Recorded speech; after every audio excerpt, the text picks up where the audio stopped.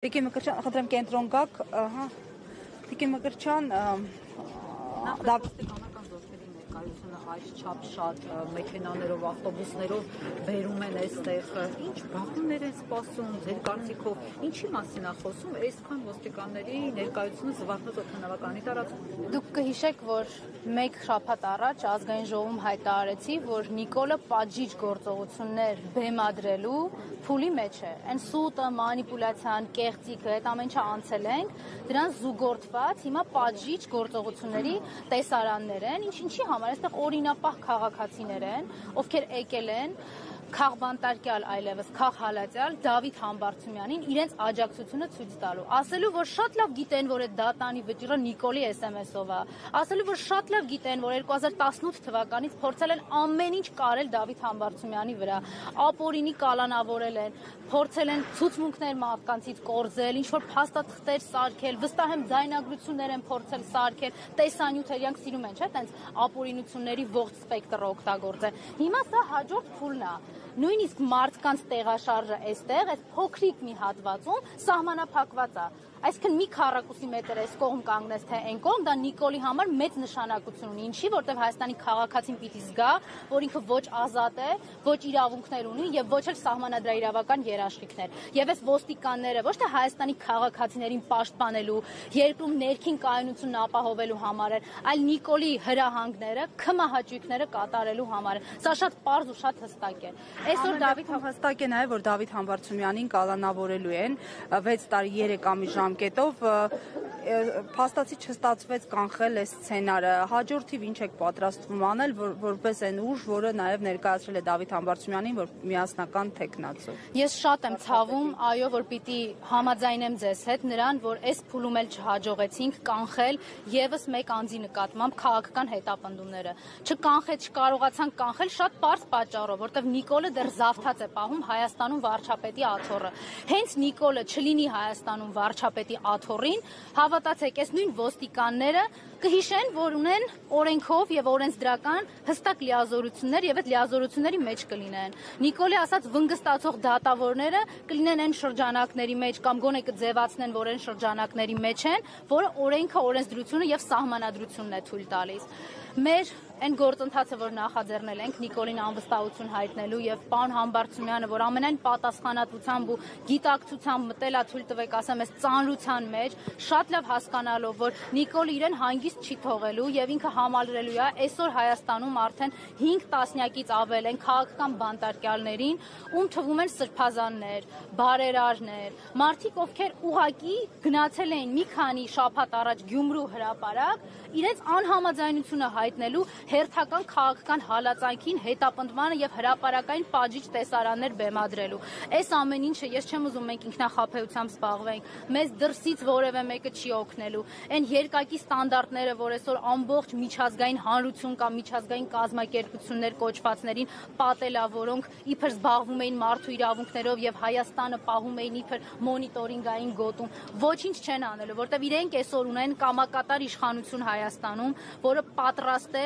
զոհել Հայաստանի ոչ միայն պետական շահը, այլ նաև Հայաստանի քաղաքացիների յուրաքանչյուր քաղաքացու իրավունքներն ու ազատությունները անտեսել։ Հետևաբար ներողություն եմ խնդրում, հետևաբար մեր միակ խնդիրը կայանում է այս Նիկոլից ազատվելը։ Հենց ինքը մեր երկրի հասարակքաղաքական կյանքի հետ որևէ կապ չունենա, ես ձեզ վստահեցնում եմ, տասնյակ խնդիրներ իր հետ անհետանալու են։ Ինչու է հենց այս ժամանակահատվածն ընտրվել դատավճիռը հրապարակելու եւ Դավիթ Համբարձումյանին 6 տարի 3 ամիս ժամկետով կալանավորելու համար։ Ես ուզում եմ մենք այդ մոլորության մեջ հանկարծ չլինենք, իրենք 2018 թվականից են փորձել Դավիթ Համբարձումյանին հետապնդել եւ ապօրինի կալանավոր ամեն ինչ արել են։ Երկու տարբերակ են ուզեցել թողեն պարոն Համբարձումյանին, կամ պիտի հրաժարական տա,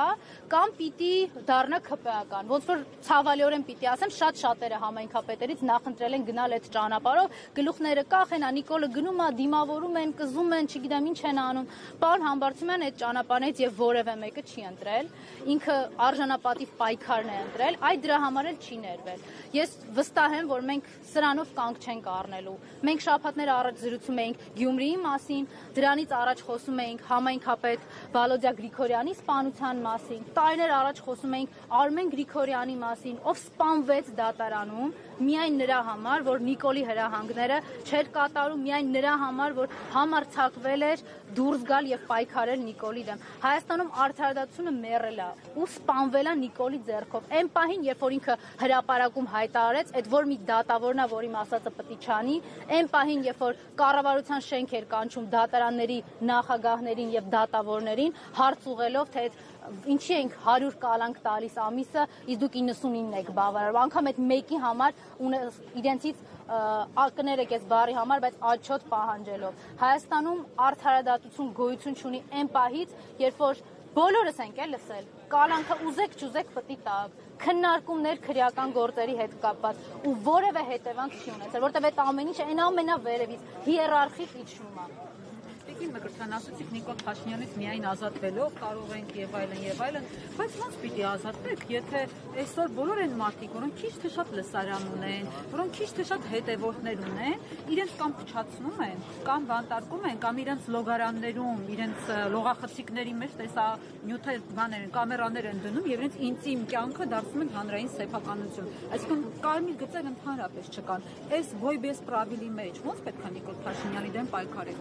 Նիկոլի անբարոյականությունը տեսապետք չէր, ասենք 7 տարի ապրել Նիկոլի իշխանազավթած պետությունում, որ հասկանար։ Օրինակ 2018 թվականի ապրիլին, երբ Ռոբերտ Աբաջյանի կեղծ պապիկին էին մեզ հրամցնում, մենք արդեն պիտի հասկանայինք, երբ Հայաստանի քաղաքացիներին խաբում ասում էին, որ մեր երկրի միակ խնդրեմը արագաչափերն ու կարմիր գծերն է, հեսա գալիս եմ արագ հանեմ, ուրիշ ոչ մի խնդրեմ չկա, մենք կարծում եմ պիտի հասկանայինք։ Ես պիտի ձեզ հետ համաձայնեմ, որ այո, օր-օրի այդ անբարոյականության շեմը ինքը ավելի է իջացնելու, ավելի է հատելու, որովհետև ինքը շատ լավ գիտի, Հայաստանում մնում է ոչ թե ժողովրդի, ոչ թե ժողովրդի ինչ-որ մի հատվածի աջակցությամբ, այլ բացառապես վախի մթնոլորտով։ Այս նորից եմ կրկնում, այդ պատժիչ տեսարանները, այն խոստովանությունը, որ Հայաստանում կան քաղաքական բանտարկյալներ, իսկ Facebook-ով ստատուս գրել եւ դրանից հետո մարդ կալանավորել, դա բառացի խոստովանություն է, որ այո, անում եմ, լավ եմ արել եւ էլի եմ անելու, չէ, իրենց սիրած արտահայտության են հորս արևի տրամաբանության մեջ արել են ու էլի անելու են, լավ են անելու։ Քանի դեռ մենք չենք կարողացել բերել այն իրավիճակը, առարկայացնել այն ատելությունը, արդարացի եւ անհանդուրժողականությունը, որը Նիկոլի դեմ կա։ Այո, պարոն Համբարձումյանի, ես ցավում եմ։ Ոչ առաջինն էր, ոչ էլ վերջինն է։ Այնպես չի, որ վաղը մենք քաղաքական հետապնդումների ականատես չենք լինելու, բայց դա չի նշանակում, որ մենք դի ձեռքերս ծալենք, ասենք դե անկարող ենք, ինչ ուզում ա թողանի։ Ամեն օր Հայաստանի յուրաքանչյուր քաղաքացի գտնվում է վտանգի տակ, լինելու այդ հալածանքի օբյեկտ, լինելու Նիկոլի հալածանքի օբյեկտ կենտրոնում։ Մեր առաջարկը հստակ է՝ պայքարել այնքան եւ այն եղանակով, որը բացառում է Նիկոլի կամ արտահայտությունը։ Նիկոլը ընտրություն չի կարող կազմակերպի, Նիկոլը արդարադատություն չի կարող վերահսկել, իրականացնել, Նիկոլը չի կարող երկրում իշխանությունների բաժանման եւ տարանջատման սկզբունքը պահպանել։ Նիկոլը պետք է գնա անվստահության գործընթացով, որտեղ ինքը ունի 0 կամ արտահայտության հնարավորություն եւ պարոն Համբարձումյանը շարունակելու է մնալ մեր վարչապետի թեկնածու։